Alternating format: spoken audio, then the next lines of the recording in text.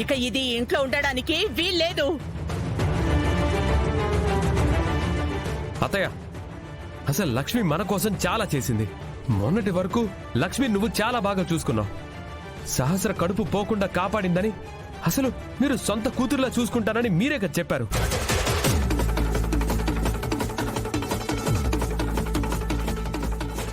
మరి అంతలోనే మరి లక్ష్మిని ఇలా పంపించేయాలని మీకు ఎలా అనిపించింది? అది కాదురా. అమ్మా, లక్ష్మి నాకు తోడు పుట్టిన అక్కతో సమానమని నేను ఆ రోజే అనుకున్నాను. తన గురించి మీరెలా అనుకున్నా తను మనింటి మనిషిగానే నేను భావించాను. బావ కోరిక ప్రకారం లక్ష్మిని ఇక్కడి నుంచి పంపించటానికి నేను ఒప్పుకోను.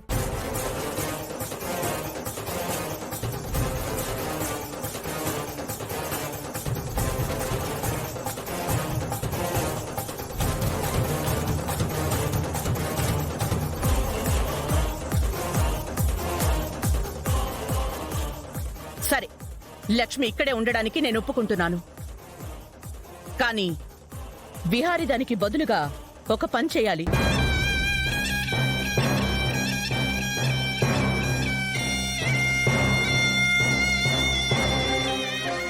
చెప్పతయ్య, నేనేమైనా చేస్తాను. నువ్వు చెయ్యలేనటువంటి వాటిని నేను అడగనురా. నువ్వు చేయాల్సిన పనొకటి బాకీ ఉంది. అది చెయ్యి చాలు. ఏంటది? ఒక్క నిమిషం.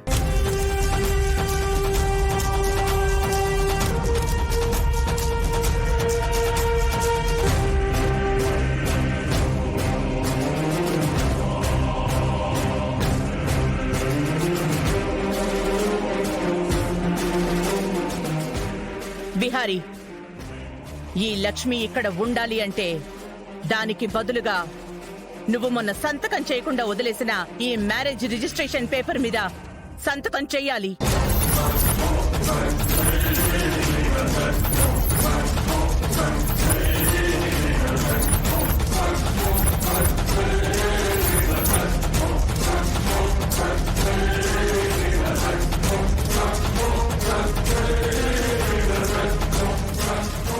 అమ్మా, నీ ప్లాన్ సూపర్ అమ్మా. సహస్ర పెళ్లి హాస్పిటల్లో అయింది. మీ పెళ్లి జరిగిందని ఫోటో కూడా లేవు.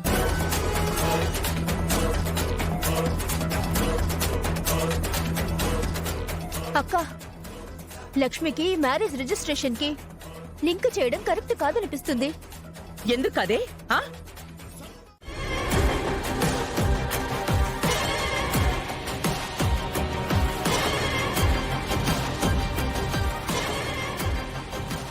సహస్ర, ఈ మ్యారేజ్ రిజిస్ట్రేషన్ పేపర్ మీద లక్ష్మి విహారీల పెళ్లి కంటే ముందే నీకు విహారికి పెళ్లైనట్టు డేటు మార్చి మరి విహారీ చేత ఈ పేపర్ మీద సంతకం పెట్టించాను. అయితే చట్ట ప్రకారం నేనే బావకి అఫీషియల్ భార్యని, ఆ లక్ష్మి ఇంకా అనఫీషియల్ భార్య. లేకపోతే ఆ విహారిగాడు నీ మెళ్ళు 2 ముళ్ళు వేస్తాడా? నిన్ను పెళ్లి చేసుకున్నట్టు నాటకం ఆడి నన్ను మరిపెద్దాం అనుకున్నాడా?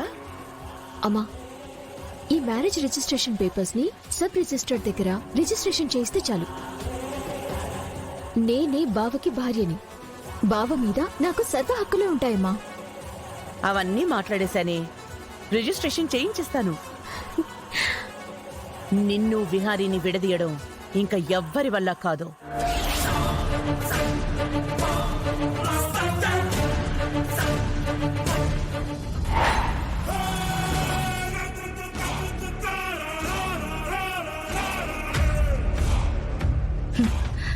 పద్మాక్షి అక్క ఎక్కడుంది? అమ్మా, రూమ్ లో ఉన్నారమ్మా.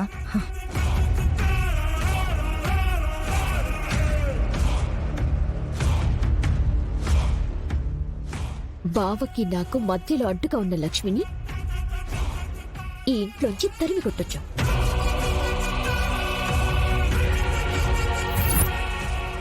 ఆ లక్ష్మి మెళ్ళో తాళి కట్టాను అని విహారిగాడు చెప్పలేడు. నిన్నే భార్యలా చచ్చెట్టువాడు అంగీకరించేలా చేసి ఆ లక్ష్మిని ఎలాగైనా సరే ఈ ఇంట్లో నుంచి పంపించేస్తాను.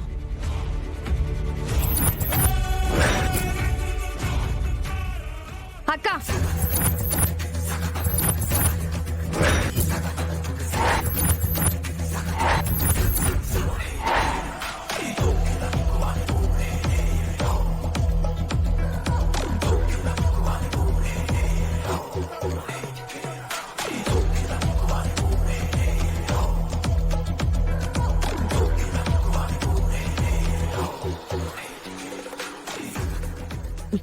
ఏంటి అంత సీరియస్ గా ఉన్నావు?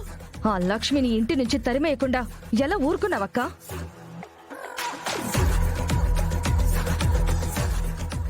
అది అంత చండాలపు కేసులో కోర్టు వరకు వెళ్ళొచ్చింది.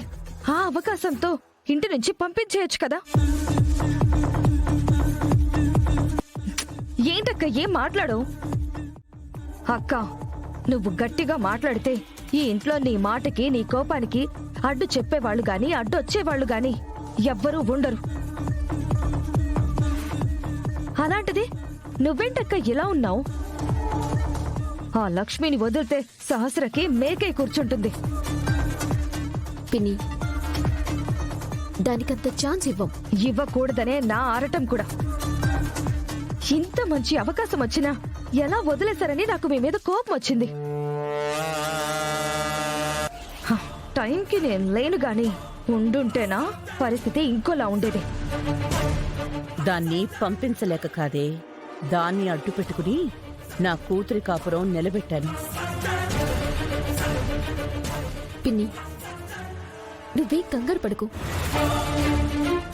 ఆ లక్ష్మిని దానంతటదే వెళ్ళేలా చేద్దాం. దానంతటదే వెళ్తుందా? వెళ్ళాలి. వెళ్లేదాకా రేపటి నుంచి దానికి నరకం చూపించి మరీ ఇక్కడి నుంచి పంపించేస్తాను.